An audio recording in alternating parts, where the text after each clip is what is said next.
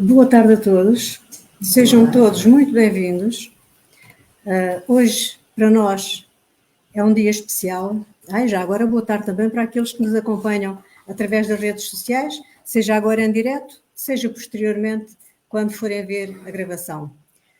Hoje, para nós, e para nós todos aqui, que estamos aqui reunidos, e não só, é um dia especial, porque a nossa casa, esta Casa Espírita, faz 6 anos. Parece que foi ontem que andaram aqui umas carolas a fazer uma limpeza profunda à casa, porque estava encerrada há bastante tempo. Depois tivemos que fazer aqui umas obritas, a fazer aqui uma sala de passe, comprar cadeiras, lavar tudo, limpar, pôr tudo à disposição de todas as pessoas que aqui queiram vir, porque isto é uma casa que está aberta para toda a gente. E como todos também sabem, todos os trabalhos, todas as atividades da Casa Espírita são gratuitas, e quando se diz gratuitas, são mesmo gratuitas. Nem se cobra, nem se aceita nada por aquilo que se faça numa Casa Espírita. Se alguém aceitar o pagamento ou aquela situação do dá o que quiser, não é Casa Espírita idónea. Portanto, uma Casa Espírita funciona sem cobrar nada pelos seus trabalhos. Tem as suas formas de pagamento, porque o senhor da renda não se contenta com as nossas preces, o dono da casa, não é? A EDP e os serviços municipalizados de água também não, etc. Mas nós cá vamos conseguindo levar o barco a bom porto. Sendo assim, nós estamos de facto todos muito felizes e penso que todas as pessoas que aqui estão também estão de alma e coração nesta casa, que não é nossa das fundadoras, não é nossa dos trabalhadores e das trabalhadoras, é de todos, é dos frequentadores e é também daqueles que vêm para experimentar, ver se gostam, se identificam ou não, e depois logo veem se continuam ou não continuam. Mas, de qualquer forma, a casa está aberta a toda a gente e é de todos nós. Eu agora vou só aguardar, estão mais pessoas a chegar, porque, como habitualmente, começamos sempre com uma pequena prece, não por um ritual, mas apenas para nos integrarmos no bom ambiente que a espiritualidade maior, que os mentores desta casa criaram para nós, este ambiente. E assim, começamos sempre com uma prece para todos nós nos integrarmos neste bom ambiente. Vou então aguardar mais pessoas se sentem para começar então com a prece. E assim sendo, eu convido quem se sentir à vontade, quem quiser, que cerre os olhos para melhor nos elevarmos ao Pai Criador, a Deus, que tudo criou, que criou tudo o que existe no universo, que criou-nos a nós, espíritos, criou-nos simples e ignorantes, dá-nos a possibilidade de nos esforçarmos, de trabalharmos para nos melhorarmos. E é para isso que nós estamos no mundo físico. É para nos melhorarmos, até atingirmos o estado de espíritos puros, quando não necessitaremos mais de reencarnar, e também para colaborarmos, para sermos co-criadores da obra de Deus. Cada um de nós tem que fazer a sua parte. Damos então graças a Deus pela vida, pela saúde de todos nós, a paz, que tão importante é dentro de cada um de nós, nos nossos lares, nas nossas terras, neste planeta que tanto necessita de paz. Os corações dos homens a recebam, a absorvam, para que acabem todas as guerras que tantos males trazem ao mundo. Mas não podemos desesperar, porque Jesus, como governador espiritual do planeta, está ao leme, está ao controle de tudo. Tenhamos então fé e esperança. Hoje vamos ter aqui também Jesus conosco, porque Ele disse-nos que onde se reunirem 2 ou 3 em seu nome, Ele estará no meio deles. E hoje é um dia de facto especial, como eu disse inicialmente.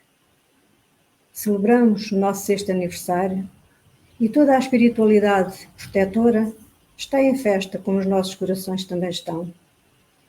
Agradecemos toda a proteção que tem sido dada a esta casa ao longo destes 6 anos, a proteção que tem sido dada a todos os trabalhadores e frequentadores desta casa. Estamos imensamente gratas e nunca é demais manifestarmos a nossa gratidão pela saúde, pela paz. E em relação a esta casa espírita, pela partilha, pela fraternidade e pelo amor que aqui vivemos. É uma casa que é um templo de Jesus, onde todos compartilhamos as nossas alegrias, as nossas dores, e onde todos nos amparamos uns aos outros, sabendo que todos contamos com a proteção da equipa espiritual desta casa. Por isso também estamos muito, muito gratos, todos nós muito gratos, a esses amigos, a esses irmãos maiores que connosco colaboram. Não esqueçamos também o guia espiritual de cada um de nós, que nos intuiu a virmos hoje aqui.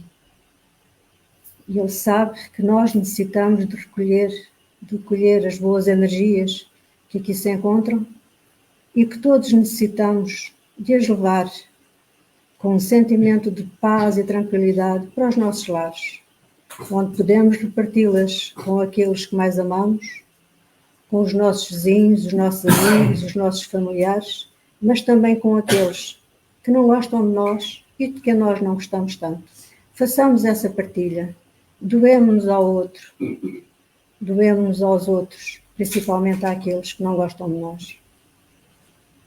E é assim, pedindo a ajuda, o amparo e as benesses protetoras de toda a espiritualidade bondosa, que vamos iniciar os trabalhos de hoje, começando pela prece. A todos dos dois lados da vida e dos dois lados, quer na casa espírita, quer nas redes sociais, grande bem-aja, uns por assistirem aqui na casa, outros por nos acompanharem, um grande bem-aja e a todos desejo uma tarde muito feliz. Muito obrigada.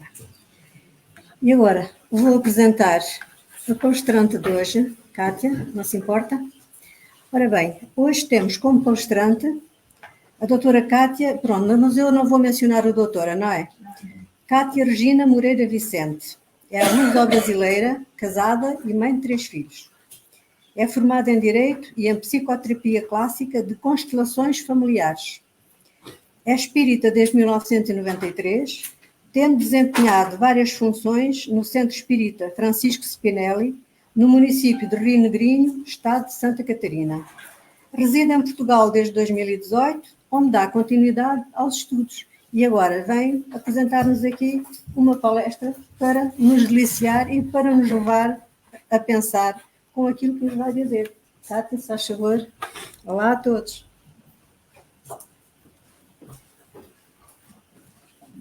Agora falta por aí. Então vamos aqui. Agora.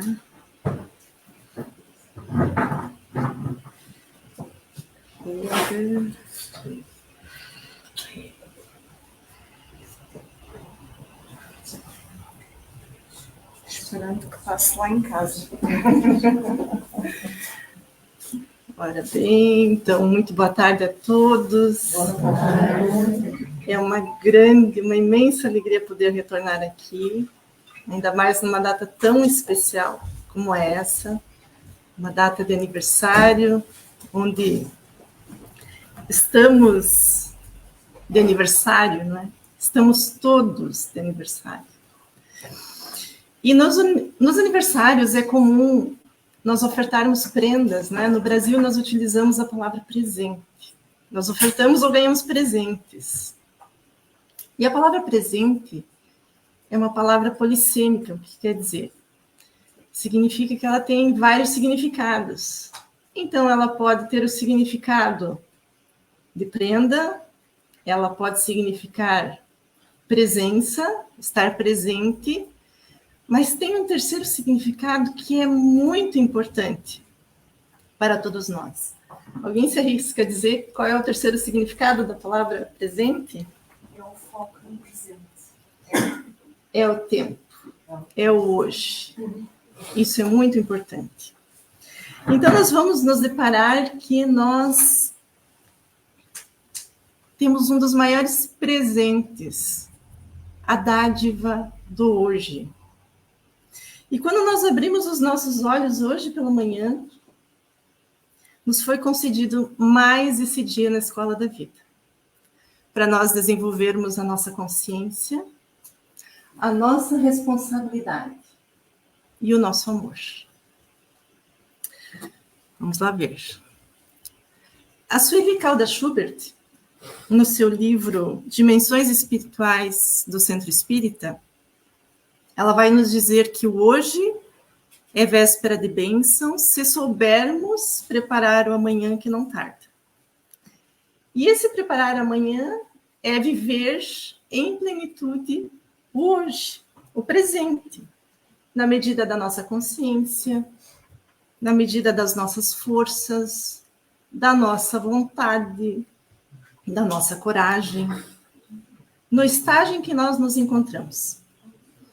Mas sem que nós tenhamos em vista um entendimento fundamental, o hoje, esse presente, ele não seria tão valorizado.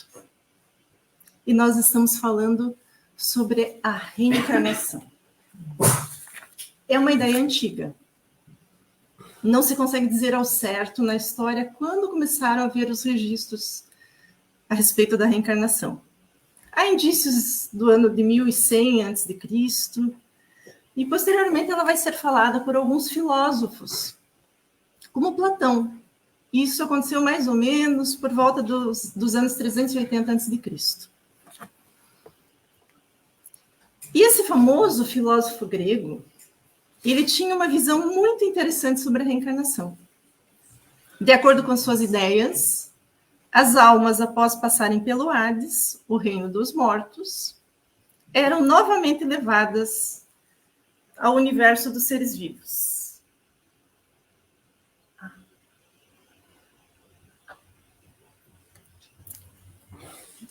E nesse ciclo, as almas experimentavam inúmeras existências por um tempo mais ou menos longo.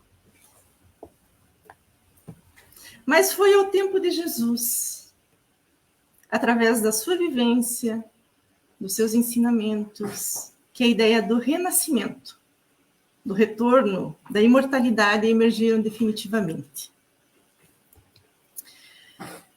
A Joana de Ângeles, na obra Jesus e Atualidade, há um capítulo somente sobre a reencarnação.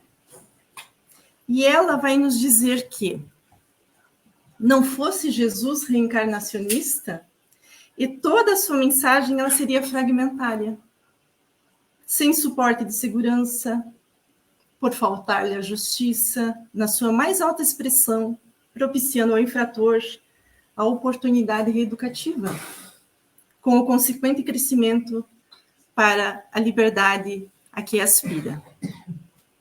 E continua dizendo, o amor por ele ensinado, se não tivesse como apoio a bênção do renascimento corporal, ensejando recomeço e reparação, teria um caráter de transitória preferência emocional, com a seleção dos eleitos e felizes em detrimento dos antipáticos e desditos.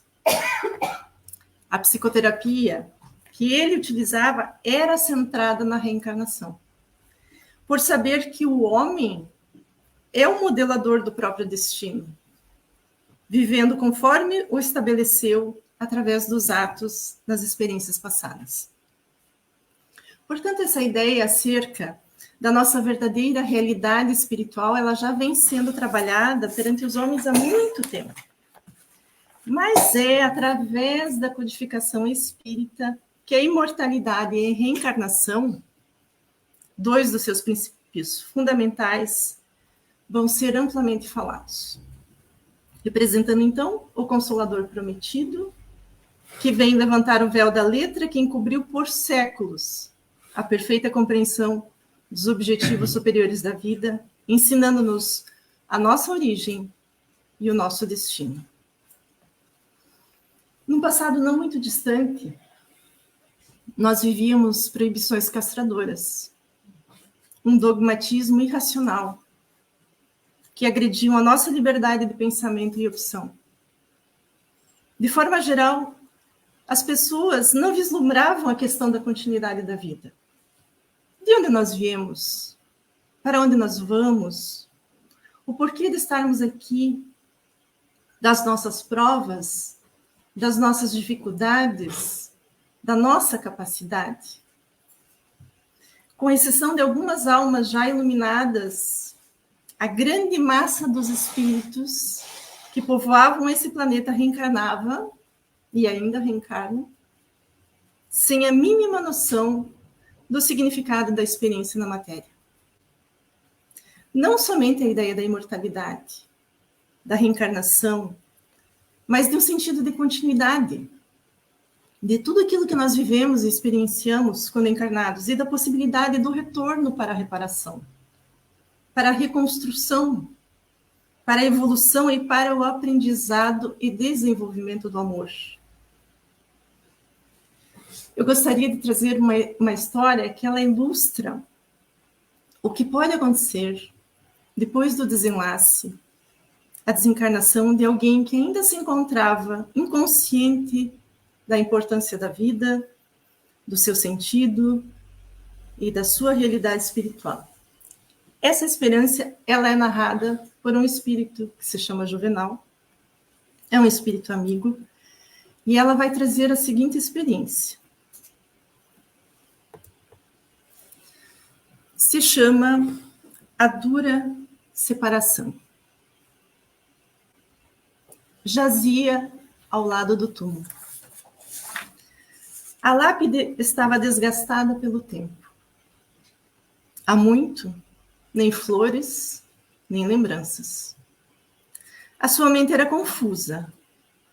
Ora lembrava dos seus últimos momentos, ora tudo se apagava e um medo mortal lhe tomava o ser.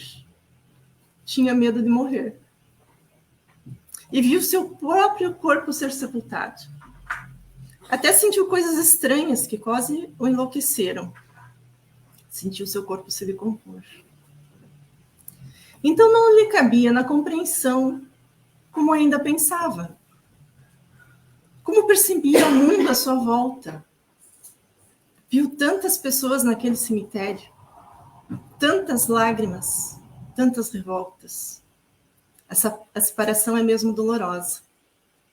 A separação dos vivos, a separação do corpo.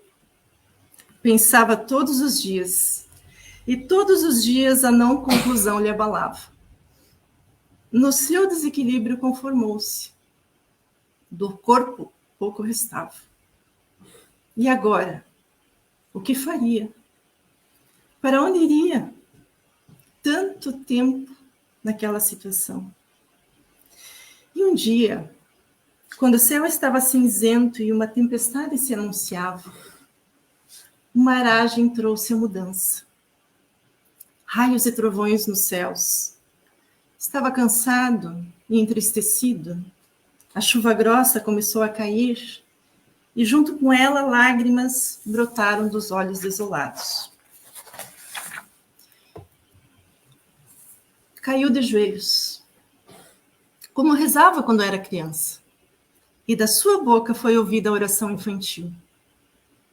Está escrito que Jesus gostava muito dos pequenos, e talvez por isso, naquele momento em que se mostrou como verdadeiramente era, sem máscaras e disfarces, sentiu em seu ombro o toque de uma mão. Levantou seus olhos moribundos, que naquele momento retomaram o brilho com a imagem que viu. Recebeu o terno abraço e pôde se aconchegar, e pela primeira vez em muito tempo sentir a presença querida. Nós custamos a compreender o verdadeiro sentido da vida. Por vezes nós levamos essa distração para além do túmulo. Não é mais necessário. Aprendamos com quem volta e nos ajuda a vermos que não há mistérios, mas que há muita responsabilidade. Pensemos nisso, diz o Espírito. Então vamos guardar essa última frase dessa história. Aprendamos com quem volta e nos ajuda a vermos que não há mistérios, mas que há muita responsabilidade. Nós vamos falar sobre isso um pouquinho adiante. É uma história que vai ilustrar centenas, milhares de situações idênticas, não é? Pela misericórdia divina, que nunca desampara qualquer um dos seus filhos, e chegado o aguardado tempo, em que as criaturas desse orbe reuniram condições para dar um importante passo na senda do progresso, reencarna no dia 3 de outubro de 1804, na cidade francesa de Lyon, um espírito de grande envergadura moral, um trabalhador da seara de nosso mestre, chamado naquela encarnação Hippolyte Léon Denisard Rivail, adotando mais tarde, como todos nós sabemos, o pseudônimo de Allan Kardec. Ele inaugura, em 1857, o Pentateuco Espírita, a codificação com a publicação do Livro dos Espíritos, para depois, em 1861, o Livro dos Médiuns, o Evangelho segundo o Espiritismo, em 1864, o Céu e o Inferno, em 1865, e a Gênese, em 1868.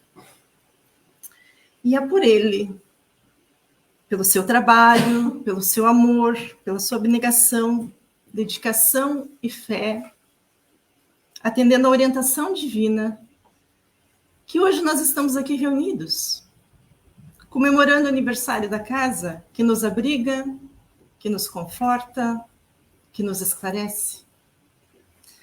Aqui nós podemos encontrar caminhos, amizade sincera, fraternidade, conhecimento, condições para desenvolver a verdadeira noção de vida, para prosseguir com alegria e gratidão, sem os limites da matéria e sem os entraves do pensamento religioso.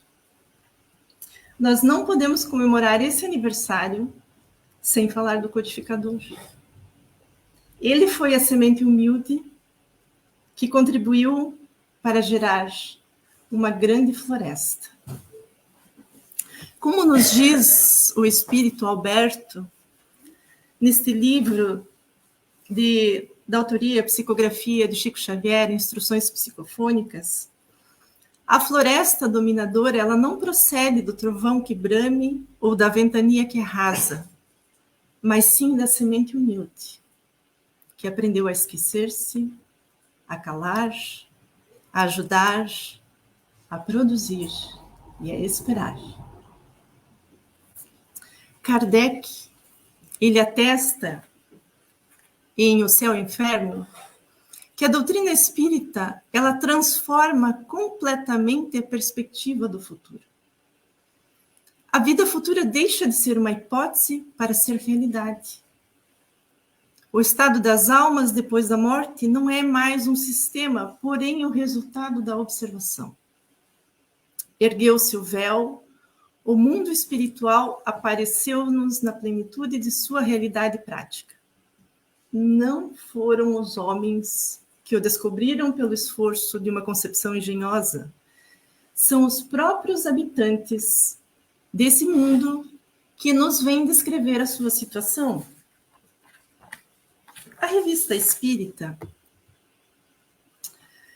Jornal de Estudos Psicológicos, foi uma edição mensal que circulou pela primeira vez em Paris no dia 1º de janeiro de 1858 e foi publicada sob a responsabilidade direta de Allan Kardec até a sua desencarnação em 31 de março de 1869. Kardec transformou-a numa espécie de tribuna livre, na qual ele sondava a reação dos homens e a impressão dos espíritos acerca de determinados assuntos, enquanto lhes aguardava a confirmação, utilizando o método, o critério da concordância e da universalidade do ensino dos espíritos. Inúmeros capítulos dos livros básicos da codificação, na íntegra ou com pequenas modificações, vieram à luz por meio da Revista Espírita. Pelas suas páginas admiráveis, desfilam os assuntos mais diversos, desde a fenomenologia mediúnica, os seus variados matizes, até as dissertações da mais pura moral evangélica, a vida no mundo espiritual, a sorte futura reservada aos que praticam e aos que não praticam o bem, a justiça da reencarnação, a bondade e a misericórdia. Kardec havia entrado em contato com o fenômeno das mesas girantes no ano de 1854. E mesmo depois de lançado o Livro dos Espíritos, as mesas girantes ainda eram vistas como mero divertimento por boa parte da sociedade. Era nesse tempo que Kardec trabalhava, com pessoas interessadas, fascinadas pelo conhecimento libertador, ao mesmo tempo que confrontava com a descrença, com o materialismo, com o sarcasmo, com os ataques. Nós vamos encontrar na Revista Espírita, ano 2, mês de julho de 1859, o discurso de encerramento do ano social proferido pelo próprio Kardec. E eu penso ser muito oportuno trazer-vos as palavras do mestre Lyonês acerca do que constitui a verdadeira sociedade espírita, a casa espírita, o centro espírita. E ele começa se referindo à curiosidade que as mesas girantes despertavam nas pessoas. E se nós olharmos para o presente, nós vamos notar o quanto a mediunidade, os efeitos, fenômenos mediúnicos, atraem também a atenção e a curiosidade das pessoas. Então ele inicia esse discurso dele dizendo: a curiosidade, ela tem um termo. Quando ela está satisfeita, ela procura um outro motivo para a distração. Aquele que não se detém na superfície, que vê além do efeito material, tem sempre alguma coisa a aprender. Para ele, o raciocínio é uma fonte inesgotável, não tem limites. Aliás, nossa linha de conduta não poderia ser melhor traçada do que por essas admiráveis palavras que o Espírito São Luís nos dirigiu e que não deveríamos jamais perder de vista. Zombaram das mesas girantes, mas não zombarão jamais da filosofia, da sabedoria e da caridade que brilham nas comunicações sérias. Que vejam aqui, que escutem ali, mas que entre vós haja compreensão e amor. Essas palavras, que entre vós haja compreensão, encerram todo o ensinamento. Devemos compreender e procuramos compreender porque nós não queremos crer como cegos. O raciocínio é o facho luminoso que nos guia. Mas o raciocínio de uma só pessoa pode transviar-se. Razão por que quisemos nos reunir em sociedade, a fim de nós nos esclarecermos mutuamente, pelo concurso recíproco das nossas ideias e observações. Nosso pensamento exige um alimento mais sólido. Daí porque buscamos penetrar os mistérios do mundo invisível, cujos primeiros indícios são esses fenômenos elementares. O Espiritismo tem consequências de tal gravidade, toca em questões de alcance tão elevado, fornece a chave de tantos problemas. Enfim, nele aurimos tão profundos ensinos filosóficos que, ao lado de tudo isso, uma mesa girante é mera infantilidade.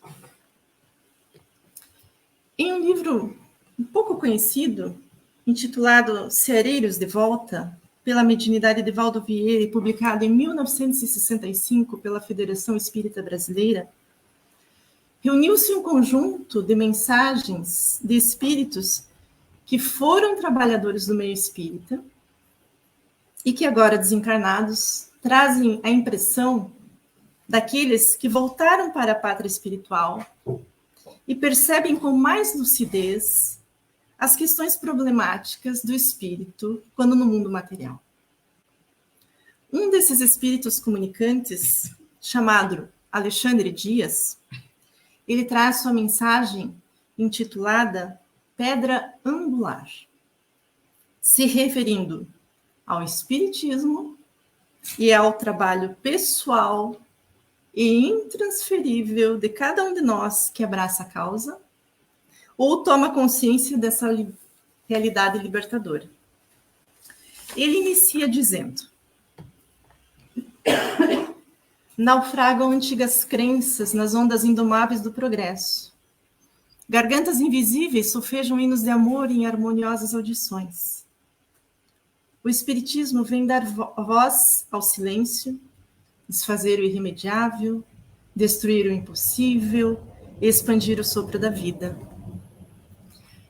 A humanidade sonolenta desperta com vagar ao concerto das vozes espirituais que abrem as portas das esferas superiores, desabotoam o bem latente no âmago das almas, rompem as arcas das potencialidades criadoras de cada cérebro e descerram o seio luminoso da fraternidade em cada coração. A humanidade, ela está saindo do seu sono. E o início do despertar já ocorreu. É como quem está num grande dormitório. Alguns despertam antes do que outros. Nesse dormitório nós vamos escutando um bocejar, um espreguiçar. E simbolicamente falando, esses movimentos, esses barulhos, atingem aqueles que estão para despertar, fazendo com que também abram os olhos. O grande sono psicológico está a terminar para todos. E a sonolência é o primeiro estágio do despertar. Na sonolência não estamos nem dormindo, nem bem despertos. É um estado transitório. Ora, nós percebemos as coisas com mais nitidez. Ora, nós somos afetados pelo estágio anterior. Nos interessa saber que, iniciado o despertamento, nada mais pode pará-lo. É como a frase atribuída a Einstein, que diz que a mente que se abre para uma nova ideia, ela jamais volta ao seu tamanho original. Nós vemos ainda ao nosso redor muitos irmãos se debatendo no sono da ignorância, da inconsciência. Entretanto, no horizonte já vão surgindo os raios do novo amanhecer. E essa claridade atinge a todos, mesmo os mais resistentes. Vai continuar Alexandre Dias dizendo que desvela-se o anfiteatro da Terra ao estudo da verdade, sem êxtases obscuros e sem excessos de interpretação que obstruam o raciocínio. E hoje, sabem muitos que o espírito evolui, vivendo todas as vidas e morrendo todas as mortes, no binômio chegada-partida e partida-chegada, entre o renascimento e a desencarnação, nas trilhas do eterno existir. Não há um mundo à parte para os espíritas. O globo é a grande seara. E dia virá em que a realidade irmanará o homem do polo, da planície, do vale, da montanha e do deserto, na comunhão suprema de todos os ideais. Entretanto, meditemos. Apenas isso não basta. Necessário ponderar que somos a peça mais importante nas transformações planetárias do momento, porquanto representamos a pedra angular dessas mesmas transformações. Imperioso, assim, tomares por iniciativa de base a própria reforma íntima, reconhecendo que só na autoeducação temos a chave de toda a reforma íntima e unicamente no estudo metódico encontramos o primeiro passo da autoeducação. E o Alexandre vai finalizar. Guarda a consciência do próprio valor e demanda por ti mesmo a assimilação e a consequente substancialização dos princípios espíritas, no roteiro que a espiritualidade te disser. Por isso, meus irmãos, a grande renovação parte de nós mesmos. É um mundo de provas e expiações, mas podemos e devemos transformar o nosso mundo íntimo no mundo regenerado. É assim que nós estaremos preparados para viver nesse mundo de agora, do presente, mas também no mundo do porvir que se aproxima. Vamos voltar ao aniversário. Normalmente, nessas datas, nós temos a tendência de fazer uma avaliação do período que passou, não é? E projetar novas metas para o período que se inicia. É normal que assim seja. Olhar para o passado, que passou, e para o futuro. Mas quem não está presente está ausente. Para viver o presente, para vivermos esses dias que antecedem o novo alvorecer, o novo mundo, o mundo regenerado, nós precisamos nos perceber, nos aceitar, buscar o sentido existencial, porque compreendendo o significado da vida, damos sentido ao empenho que precisamos ter para realizarmos a nossa missão pessoal. Nessa incumbência, nós não podemos estar presos no passado e também não podemos estar paralisados na preocupação com o futuro. Então, o primeiro ponto acerca da questão de estarmos presentes no presente.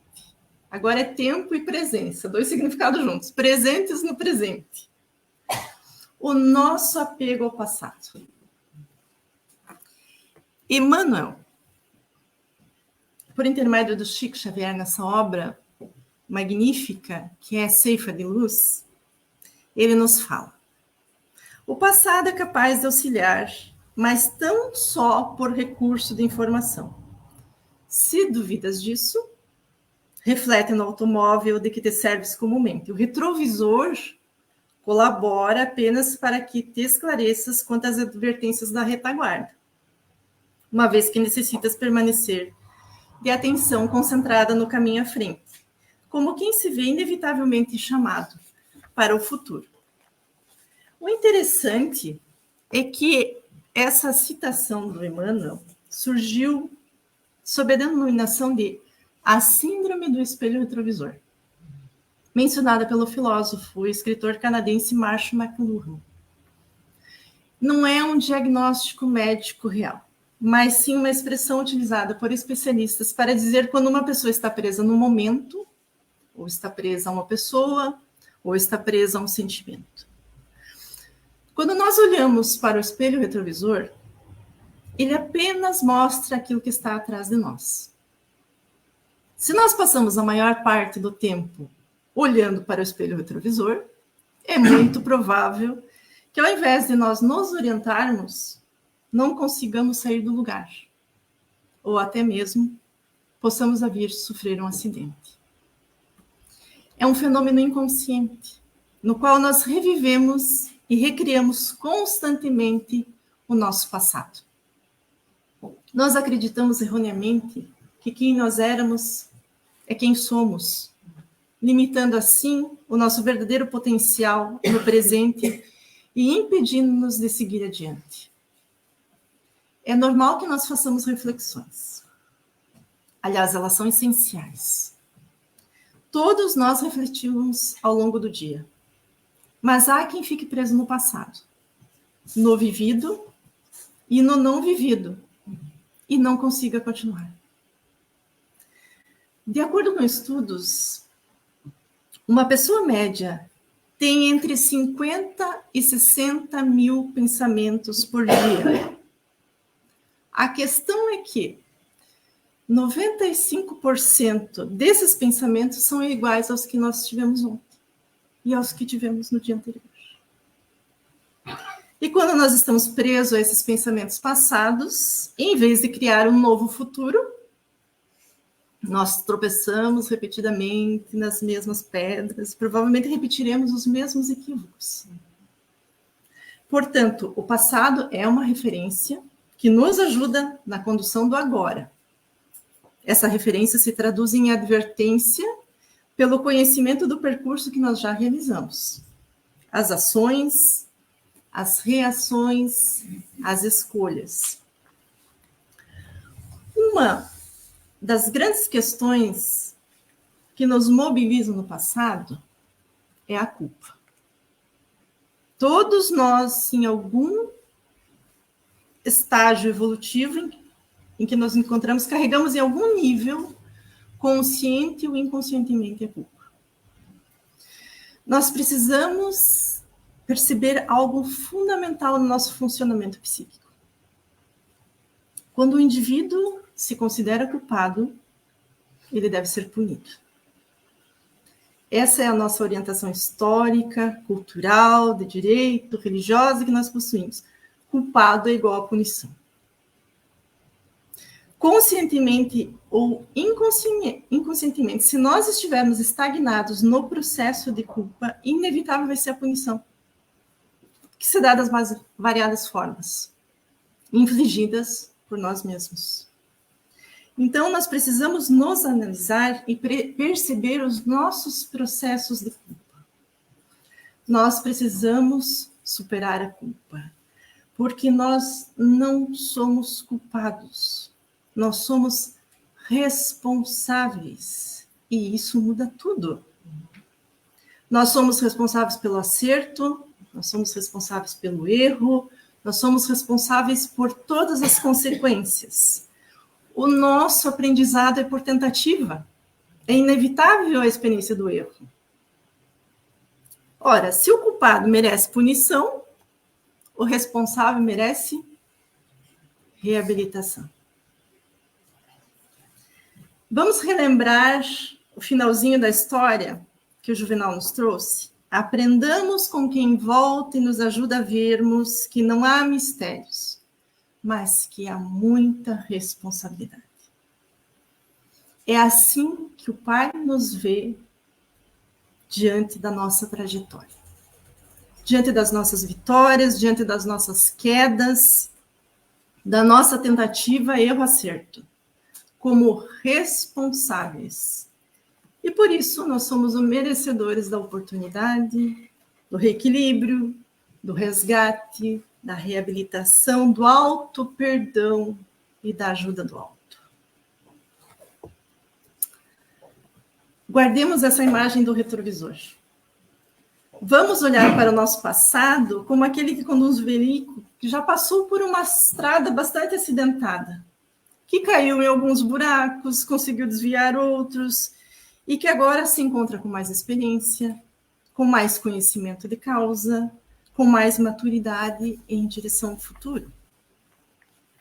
O segundo ponto neste presente. Buscar o conhecimento libertador. À margem do conhecimento, nós apenas improvisaremos, sendo fundamental a compreensão do que nos rodeia, do nosso mundo interno e da iluminação interna que a todos nos habita. Hoje o conhecimento ele está em todo lugar. Mas como se refere Kardec, é na casa espírita que nós encontramos a possibilidade de aprofundar esse conhecimento, nos esclarecendo uns aos outros, nos amparando fraternalmente, desenvolvendo e fortalecendo a ideia da imortalidade. Eis que isso é algo muito importante. Perceber-se um ser imortal num ambiente tão denso é uma vitória sobre a matéria. A maioria de nós nos denominamos espíritas. Outros simpatizam com a doutrina espírita. Nós sabemos da continuidade da vida, de que nós estamos aqui de passagem, de que os núcleos familiares não se formam ao acaso, da lei de causa e efeito, da necessidade de nós desenvolvermos o amor. Nós sabemos de muita coisa. E muitos de nós já decidimos trilhar a própria caminhada com base nessa compreensão. E então nós pensamos, eu percebo as questões da vida. Racionalmente eu compreendo. Mas nós não sabemos como o nosso ser irá reagir diante das experiências que nos aguardam. Antes de nós reencarnarmos, houve um projeto minuciosamente traçado, aguardando o tempo certo para surgir e testar nossas reações. É isso. Antes de nós realizarmos nesse plano material, nós testamos reações. E essa ideia nos desloca do ponto de vista de que o único objetivo seria a realização disso ou daquilo, quando, em verdade, o primeiro passo é nos colocar em contato com aquela questão, com aquela realidade que nós precisamos. As nossas reações são previsíveis, mas elas não são certas. O livre-arbítrio nos permite essa liberdade diante das questões da vida. Uma coisa é nós estarmos no plano espiritual, rodeados de espíritos amigos, quando isso se dá, num ambiente salutar, seguro, acolhedor, onde não há pressões, onde não há tentações. Aqui na matéria, nós estamos no meio adverso, contando com os tesouros internos que acumulamos e com o auxílio daqueles que nos afeiçoamos e que permanecem no plano espiritual, nos auxiliando. Mas o processo é nosso. As nossas reações e aquilo que nós decidimos, optamos, é que representa a evolução do nosso projeto de vida. Esse é o ponto. Vamos pensar, refletir. Todo o resto é decorrência dessa constatação. Todo o resto depende da nossa reação, da nossa escolha diante das questões da vida. Como eu reajo diante de um fracasso financeiro? Como eu reajo diante de uma traição? Como eu reajo diante de uma doença limitadora? Como eu reajo diante de uma perda? Como eu reajo reencarnando juntamente com o inimigo do passado? Como eu reajo quando a minha consciência egóica toma consciência das minhas imperfeições? Como são as minhas reações? É verdade que nós somos seres muito complexos. Muito. E não há simplicidade na complexidade. O que nós podemos e devemos fazer é olhar para o complexo de forma simples. Um passo, uma percepção, uma reflexão. E nunca desistir. Tentar sempre. Cada tentativa inunda o ser de possibilidades. A percepção das soluções, ela se dá lentamente. E está vinculada não somente ao progresso do próprio espírito, portanto, inevitável, como também atrelada à vontade e ao querer.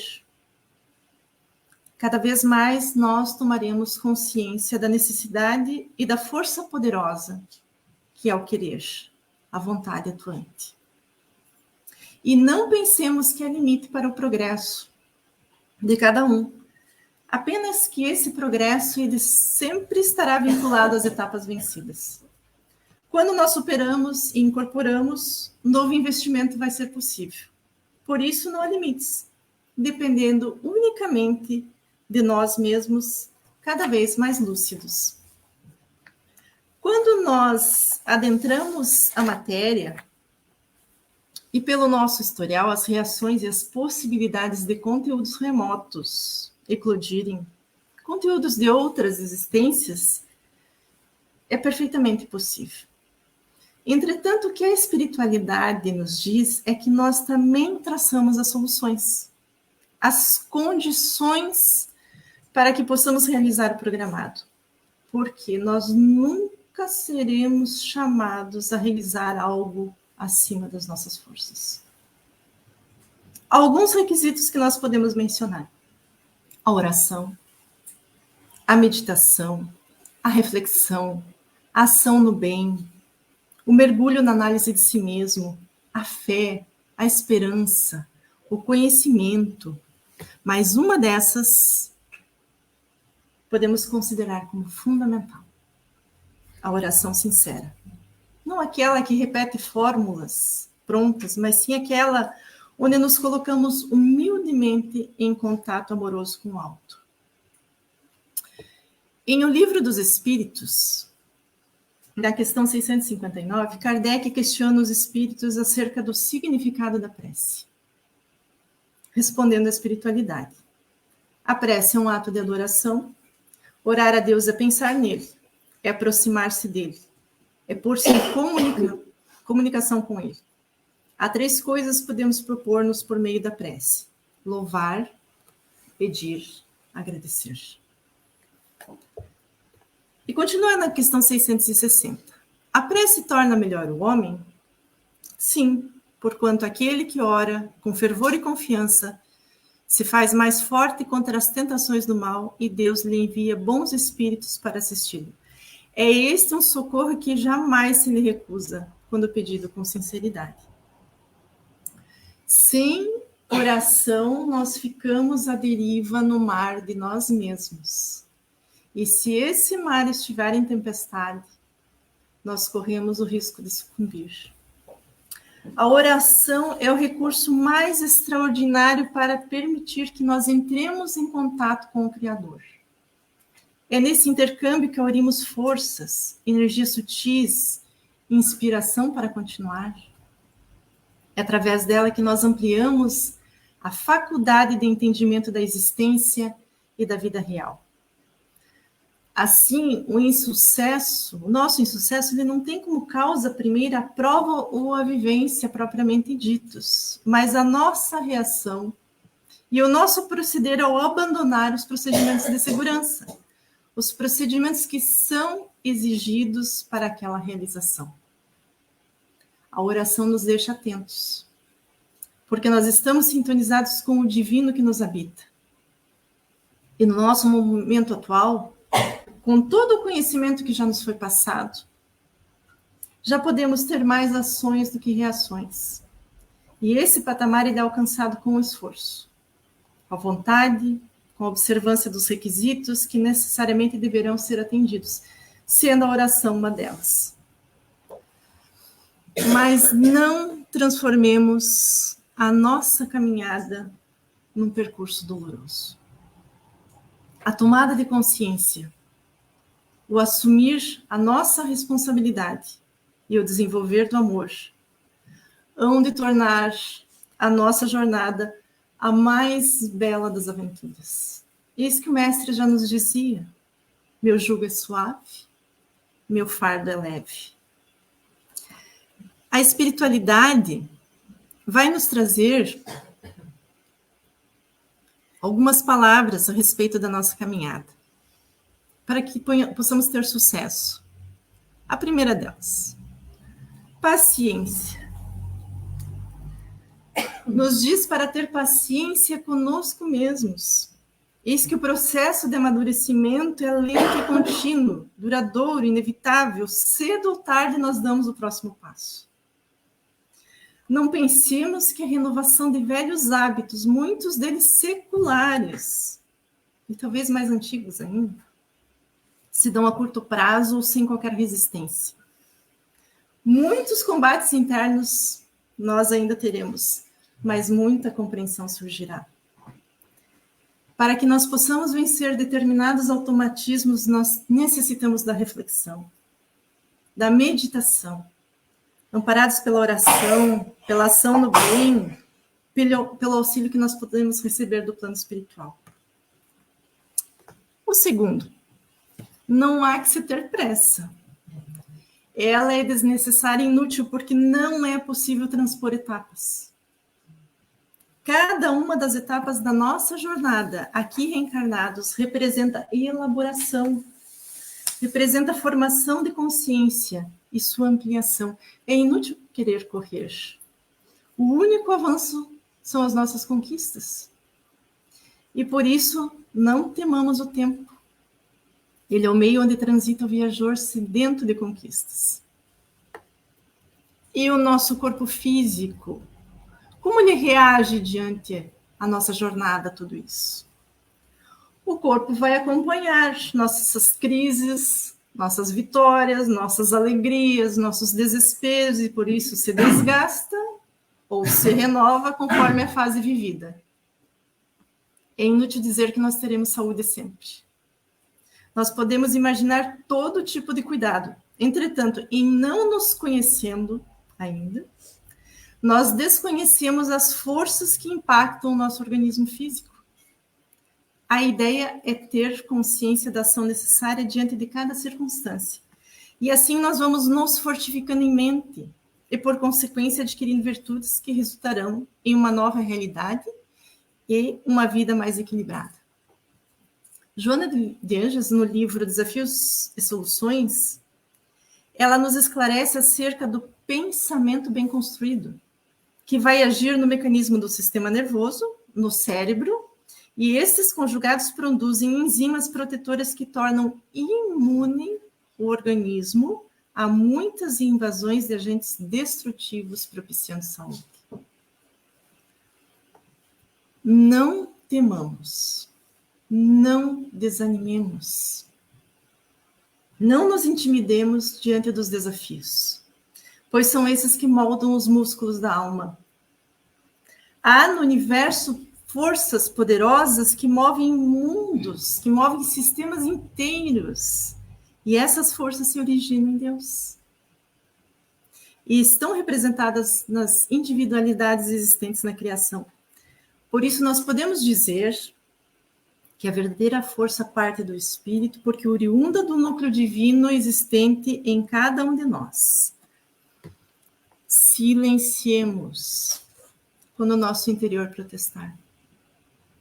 Reeducando a nós mesmos. A aceitação da vida como ela é misericórdia para conosco mesmo. Procuremos, no estudo sincero, as respostas para as questões que sempre surgirão. Procuremos na oração lenitiva para as dores da imperfeição e tenhamos fé no futuro.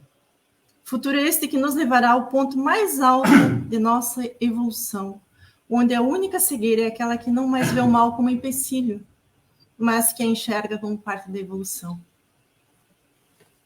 Agradeçamos. A gratidão contorna e remove muitos obstáculos, e a caminhada correrá mais leve, mais bela. Por fim, falemos do amor. O progresso, impulsionado pela força do amor, é imparável e impostergável. Não se consegue impedir o fluxo do espírito imortal que caminha em direção a Deus. Apenas que algumas etapas precisam ser melhor elaboradas para que haja possibilidade de novos passos. A nossa alma, ela suporta o equívoco, porque faz parte da marcha, mas ela não se alimenta dessa experiência. O alimento eterno será sempre o amor, a luz, a paz, a gratidão. Joana de Angelis vai nos dizer que, por excelência, nós estamos encarnados para os nossos compromissos de amor. A mensagem de Jesus é o amor.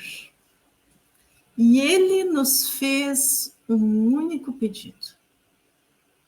Nós podemos constatar isso no Evangelho. Apenas um único pedido. Um mandamento vos dou, que vos ameis uns aos outros. Em nosso destino está a compreensão e a vivência do amor no seu sentido mais profundo. Toda a nossa história, todo o nosso percurso é direcionado ao amor. Eu vou trazer agora uma história, que é uma tradição israelita, que é muito interessante, falada antes de Jesus, e que vai nos dizer o seguinte.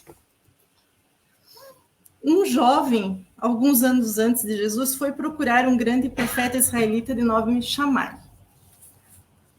Ele se aproximou de Shammai e lhe propôs: Senhor, eu seguirei a tua religião se tu me explicares a Bíblia durante todo o tempo em que eu possa ficar de pé, num só pé. E Shammai lhe disse: meu filho, é impossível. A Bíblia, como o próprio nome diz em grego, são livros, mais livros, mais livros, mais livros, são muitos livros. Como eu poderia te explicar todos esses livros enquanto permaneças de pé, num só pé? O jovem, que era apressado naquele tempo, respondeu: então a tua doutrina não me interessa. Mas havia um outro profeta, de nome Hilel. Esse Hilel, segundo Divaldo Franco, é o guia espiritual de Portugal, o Hilel. Então, ele foi a Hilel, e ali, diante de Hilel, ele fez a mesma pergunta. Senhor, ensina-me toda a Bíblia, enquanto eu possa ficar de pé, num só pé. E Hilel disse-lhe: toma postura. E o jovem levantou uma perna e Hilel lhe disse: ama. E calou-se. Então o jovem ficou intrigado. Mas, Senhor, e o resto? Ah, o resto é a explicação disso. Quem já ama não precisa de explicação. Mas quem não ama necessita de muita retórica, de muita discussão, de muita justificativa. Ama. Essa é a mensagem de Jesus e que os Espíritos nos trazem a todo momento. E para encerrar, a Paula tinha me falado numa visualização. A maior parte dessas imagens que eu trouxe hoje aqui são produto de inteligência artificial. Nós narramos a imagem que queremos e a inteligência traz, essa é uma delas. Dá um pouquinho de trabalho para ele entender o que a gente quer. Às vezes sai um pé no ar, enfim, essa aqui saiu bem. E nós vamos, então, trabalhar com o nosso imaginativo.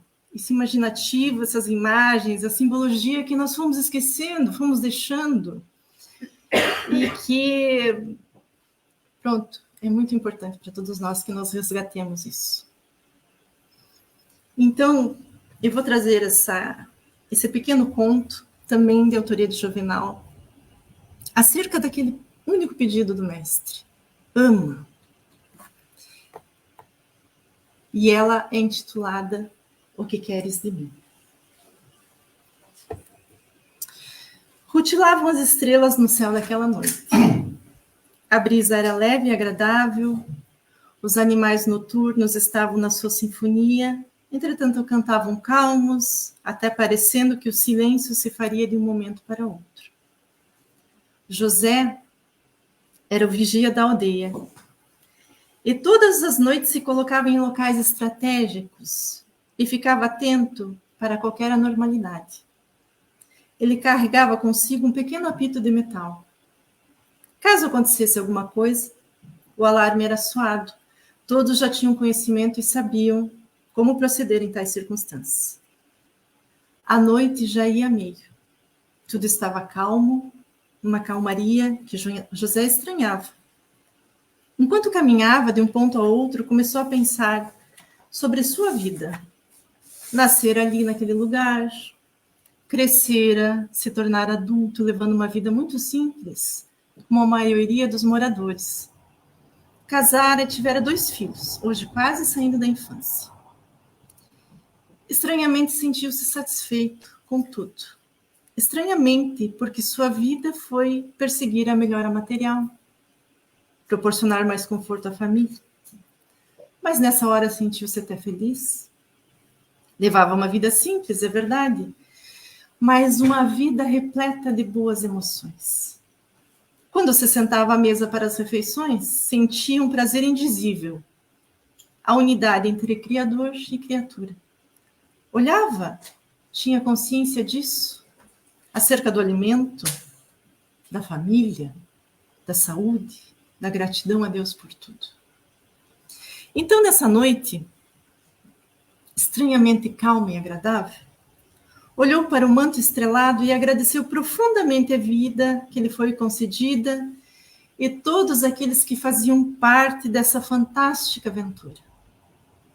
De onde estava, podia ver a maior parte das casas, seus telhados, e imaginou que todos deveriam também ser gratos. Seria mesmo a vida tão simples? De repente, a brisa se intensificou, mas nada que perturbasse a paz daquele momento. José então viu a figura de um homem vindo pelo caminho. Parecia um viajante, carregava um fardo às costas. Aos poucos foi se aproximando e parou diante de José. Que cena inusitada! Em plena madrugada, alguém viajando. Contrariando sua natureza de falar com todos que cruzava, ficou em silêncio, observando o homem parado à sua frente. Via-se que há muito caminhava e nada o diferenciava dos muitos caminhantes daquela região, a não ser pelos olhos. Pareciam duas estrelas descidas do firmamento, o olhar doce e ao mesmo tempo penetrante de um azul infinitamente azul. Então grossas lágrimas escorreram pela face de José. Não sabia explicar, mas naquele momento, o olhar do caminhante lhe despertou profunda comoção. E numa fração de segundos, reviveu sua vida. Todos os grandes acontecimentos, seus acertos, seus erros. Viu-se menino agarrado à saia da mãe enquanto trabalhava. Viu-se namorar pela esposa e a grande alegria pelo nascimento do seu primeiro filho. Até chegar aquele momento. Entendeu, então, que precisava fazer algo mais. E da sua boca saiu a pergunta: o que queres de mim? O caminhante, então, sorriu, olhou para a frente e continuou sua jornada. José permaneceu ali, imobilizado pelo momento vivido, sem qualquer condição de se movimentar. Apenas acompanhou o caminhante com os olhos até não o ver mais. E o silêncio da noite continuou. José achou que tinha sonhado. Não poderia ser verdade algo tão inusitado. Tantas emoções no momento. Partiu em direção à sua casa, circundou-a, olhou atentamente para a construção antiga e tomou uma decisão. Voltou para as ruas e continuou com a sua tarefa de vigilância.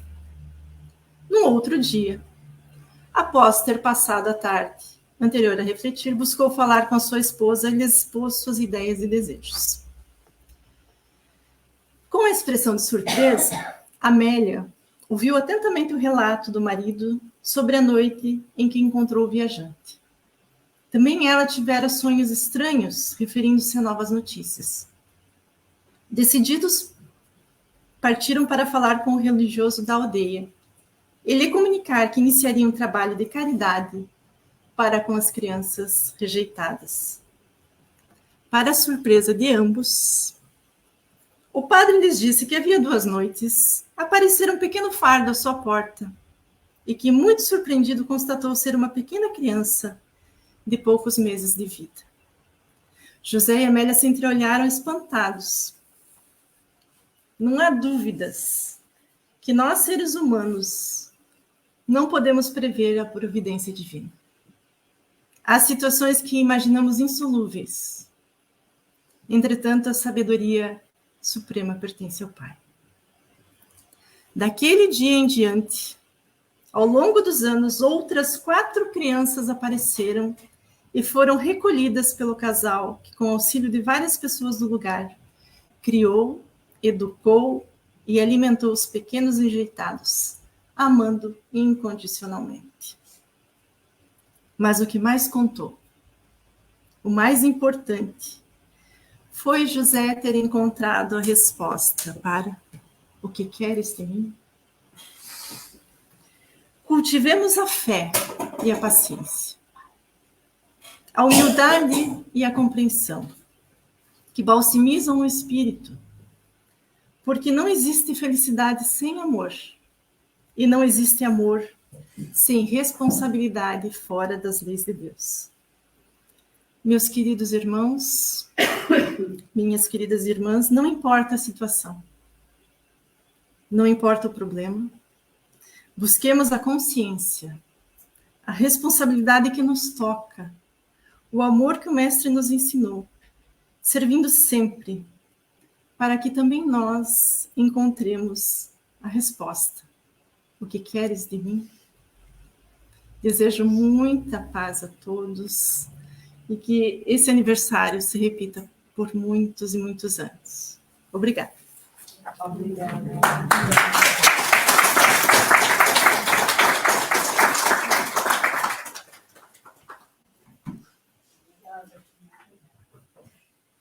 E no fim de contar uma história destas que nos deixa aqui de lágrima no olho, sai assim, não é?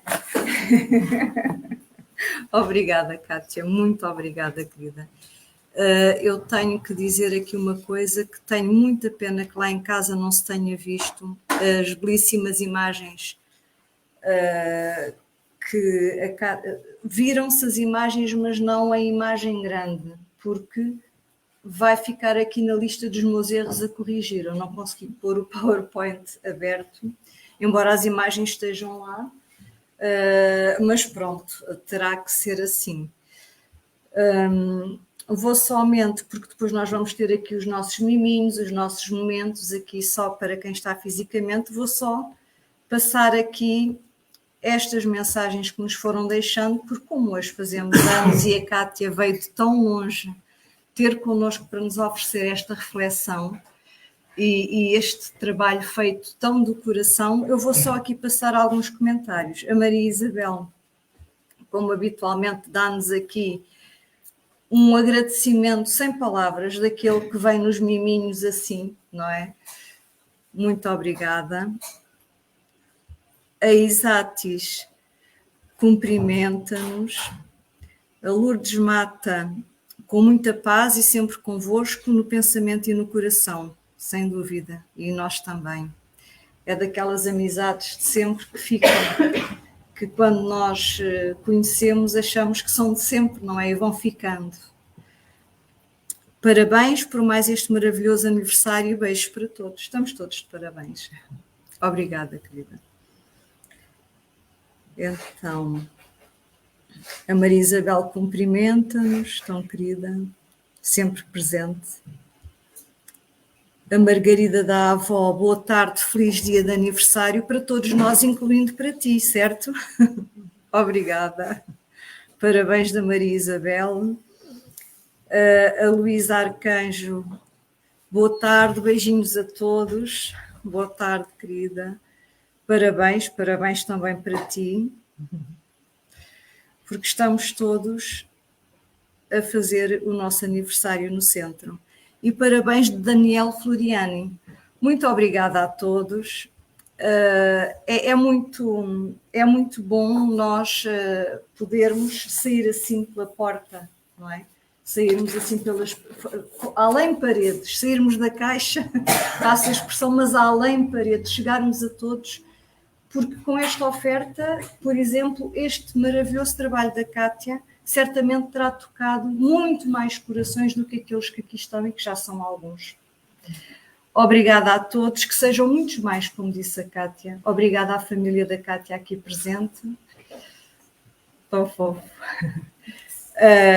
Para a semana há mais, não com aniversário, mas com outra exposição, e para nós que aqui vamos ficar, vamos continuar aqui o nosso convívio. Até para a semana. Obrigada.